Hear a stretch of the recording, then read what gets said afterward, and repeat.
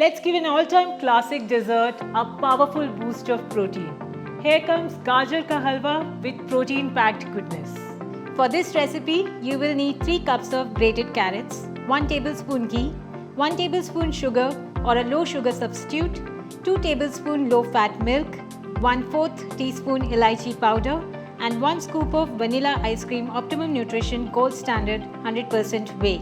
Once you have all the ingredients ready, begin by placing the carrots in a sieve, steam them for 5 minutes and then keep them aside. In a non-stick kadai, heat the ghee and add the carrots.